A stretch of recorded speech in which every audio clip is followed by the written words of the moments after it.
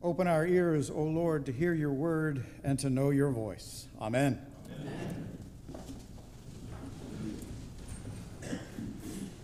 Good morning. As always, it's a pleasure and an honor to be able to share with the congregation at St. Luke's. My wife Leslie and I are part of the 8 a.m.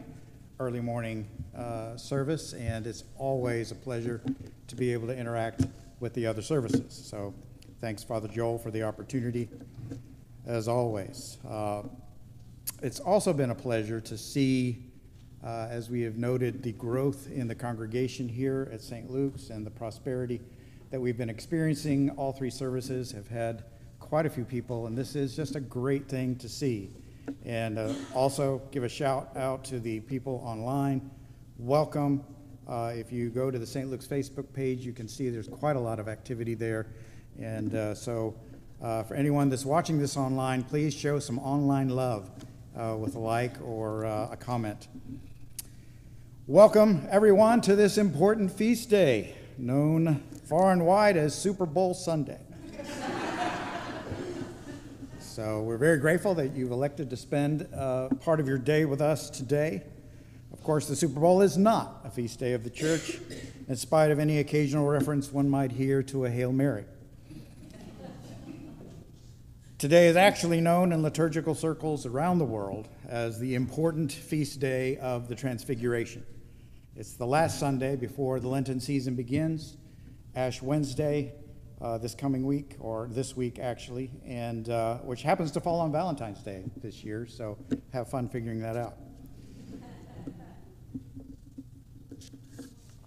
As Father Joel has indicated over the last couple of weeks, the Gospel of Mark places us right into the action of the first days of the ministry of Jesus of Nazareth.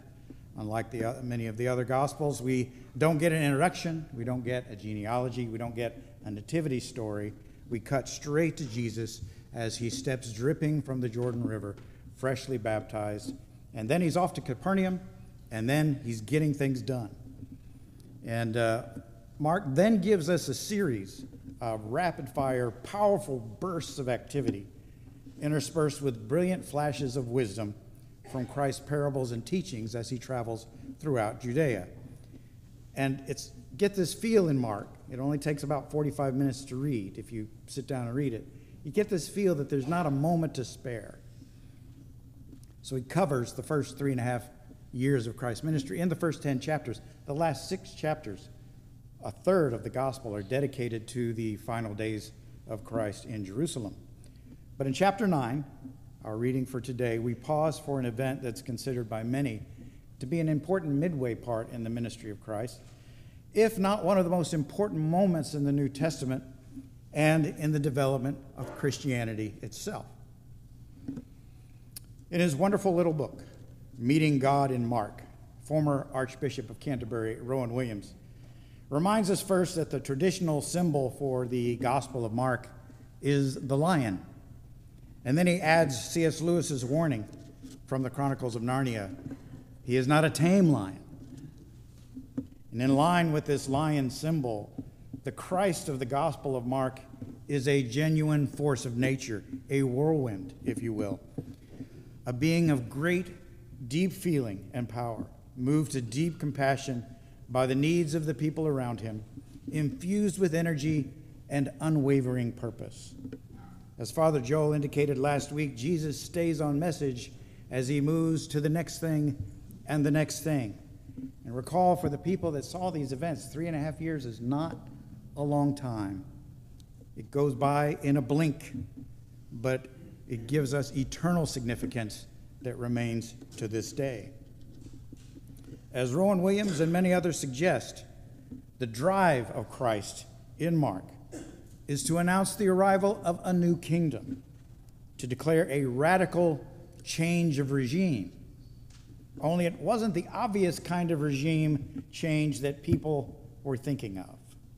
Jesus proposed to change the world by pulling the blindfold from our eyes.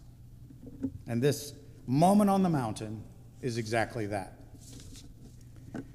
I was part of a party game once long ago, and I was asked to stand on a plank, and there were 4 guys on each corner of the plank, and they blindfolded me and told me to stand very still on the plank, and they put my hands on the shoulders of one of the guys.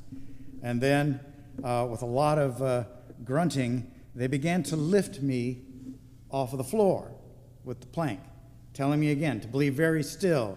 And as I rose higher and higher, the audience, the rest of the people in the room were going, ooh, oh, and after a while, and I'm feeling the shoulders of the guy that I'm holding on to get lower and lower as I get higher and higher, and I'm not very happy at this stage because the board is not terribly stable, and these guys are starting to groan like my weight's too much for them, and then finally everybody yells and the board tips over and I fall and scream, except they had never moved the board from the floor.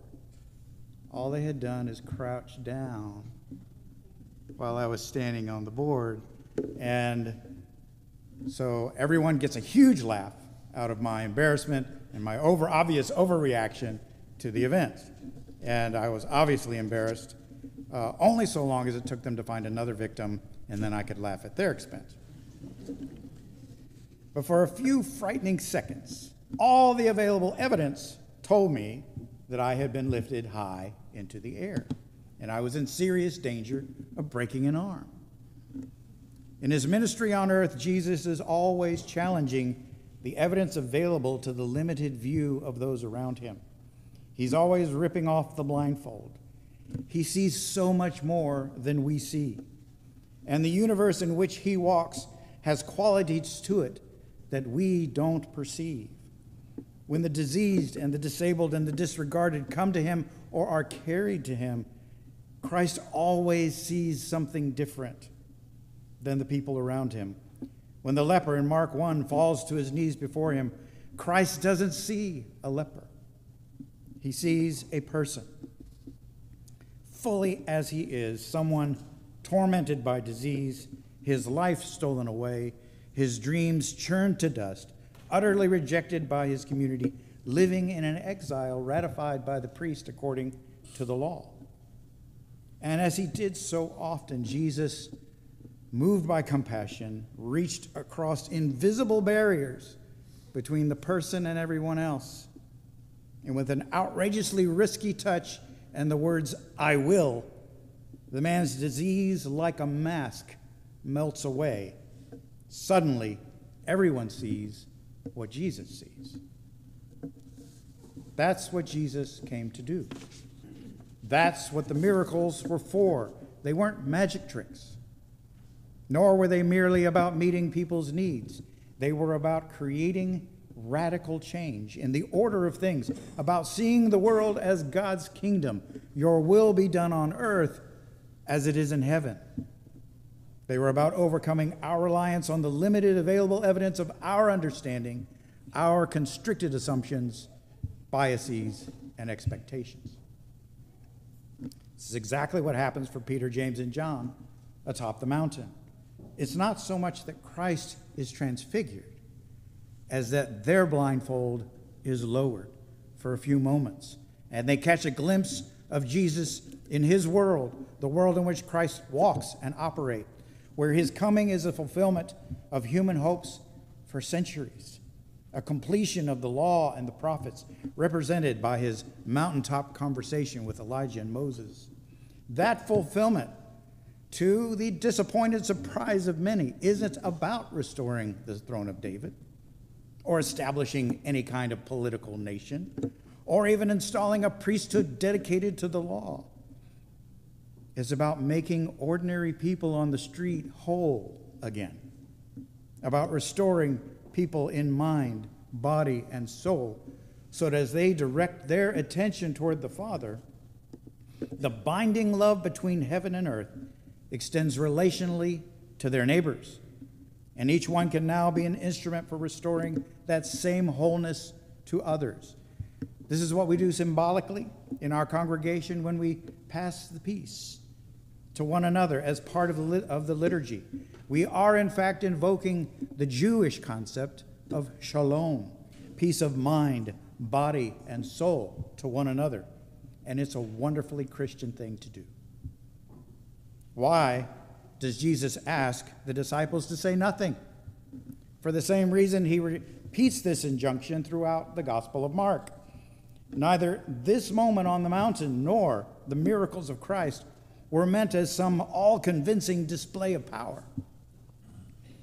In Meeting God in Mark, Rowan Williams says, the real secret in this gospel is that the event which will change everything, which will bring in the regime of God, which will forgive sins and release people from guilt and fear, is not an event brought about by naked power. The God who is going to change everything, change forever the conditions in which human beings live, is a God who is beyond power as we understand it, a God who does not coerce belief or clinch arguments, but who repeatedly demands relation and trust. Just a word about Peter's infamous suggestion that they erect 3 shrines then and there on the mountain. The gospel in one of those clues that suggests that Peter's might be the voice behind the writer says he was confused when he said it and terrified. But the word that interests me here is translated in English as good. Rabbi, it is good for us to be here. And the word in Greek suggests an advantageous or useful good. But Peter's sense of the use to be made from the moment of revelation is to enshrine it, as if such a thing could be packaged, preserved, and put on a shelf. Jesus pulls off the blindfold again when they get down off the mountain in the same chapter, when the disciples are bickering about who is going to be the most important in their natural obsession with personal power. Jesus again emphasizes that the gospel is not about displays of power.